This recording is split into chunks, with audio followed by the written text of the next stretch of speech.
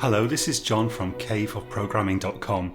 In this video we're going to take a look at setters in Kotlin, and we'll also take a look at the require function. Here I've got a bare bones person class, and let's give person a name of type string, and then by now you know the drill, so we can create a person like this. And let's call this person, we'll just call him Joe. After we've done that, we're able to access the name field by default, so we can output name there if we want, and that works like you'd expect. So here it says Joe. Now let's imagine that we decide we want to be able to set the name after the object is created, but we also want to do some validation on it. In other words, we want to make sure that a valid value has been passed for name when we actually set it. So I'm going to have to make name a var so that it's mutable and we can actually set it. And in order to validate it, I'm going to move it down here, and then we just need a parameter to the constructor that we can use to set it. So here let's have name of type string without the val or var, and here I can set that equal to the parameter name. At the moment this works the same as before, except it is now possible to set name. But what if we try to set it to something that really isn't a valid name? So what if we do, for example, person.name equals, and we try to set it to a blank string? It lets us do that, and then when we try to print it, well, we've got nothing that's actually visible. So to deal with this, we could add a setter. And these are very similar to the getters that we saw in the last video. Let's go to the next line, hit the tab key to indent, and here I'm going to type set. And by the way, we can also combine these with getters. So this is a function, and I'm going to implement it with curly brackets because I want more than just an expression in this particular case.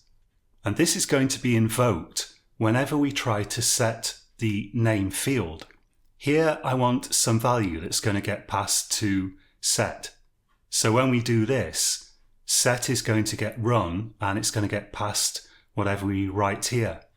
Let's just call this parameter value, which is a common name for it, but you can call it something else if you want.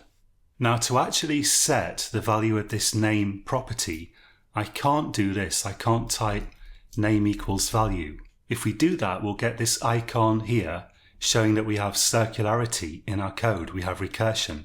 Because when we try to set name, that invokes the set method, which will try to set name again, and so on, round and round in an infinite loop. So your program will just produce a load of errors and then eventually come to a stop. But just as with getters, we have got a backing field which we can use to set the value of this property. So I'm just going to use that. That's called field, remember? And if we set field equal to value, that will set name. So now we have something that actually works, except that it is still allowing us to set a blank field as the value. If we put something else in there, like Bob, and I run that, we can see that it is working. But we'll imagine that we'd like to prevent people setting this to blank space. One thing that we could do here is to use the require function. Let's write require in our setter. And here we want to pass a condition that has to be true. Otherwise it's considered a kind of error. So I'll say here, not value dot is blank. And then if the value is blank, it's going to throw an error. So if I run that now we get an error. And the error is illegal argument exception. Remember, an argument is something we pass to a function. In this case, by doing this, we've passed this blank string to the set method, which is a function, and require finds that value is blank. So this condition is false, and it throws an error at that point. It throws an exception, and it's not going to carry on and do the rest. In this case, your program will just come to a stop. This isn't ideal either. Definitely if we were distributing this to end users, we don't want them to ever see a stack trace if possible, because end users are afraid of stack traces, as are most programmers, if I'm honest. But we haven't seen how to handle exceptions yet. We're going to look at that later on. We will look at it though. Another thing that we can do with require is we can supply a message that will be output along with the exception. And to do that, after we've typed this, we can add a pair of curly brackets right here. And in there we can put a message like name can't be blank.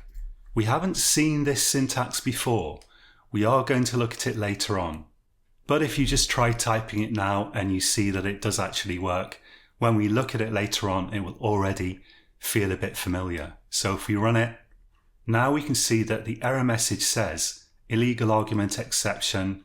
And if we are able to somehow scroll over there is a horizontal scroll bar here, but it helpfully hides itself when I want to use it. You can see here it does say name can't be blank. On the other hand, if we set something valid like Bob, anything that isn't blank, then we're totally fine, and it's going to run and output name right here. And in fact, Kotlin or IntelliJ IDEA is helpfully reminding me here that actually I would be better off writing is not blank instead of not value is blank. Let's change this to is not blank, and then we can get rid of the not. It's always best to avoid negative conditions where possible because it makes your code a bit easier to understand. Require value is not blank is just a little bit easier to understand than require not value is blank. Before we finish, one thing that I keep trying to remind myself to do and I keep forgetting is if we go to the code menu, we can do reformat code. And in the case of my code, because I've been programming a long time, that's going to make minimal changes to my code. But it might, for example, add a space somewhere where I tend not to add spaces or something like that. If you're a beginner, it's really good to run that often and frequently because it's really easy to create a formatting that is non-ideal that makes your code harder to understand. And if you just automatically reformat your code using the auto format function, that helps a lot. But let's take a look at a more extreme example. If I move that bracket there, which is just wrong, it's still valid Kotlin code. It will still run, but it looks horrible and it's hard to understand. And if we go to code, reformat code, it's going to put that bracket in the right place. That's it for this video. Until next time, happy coding.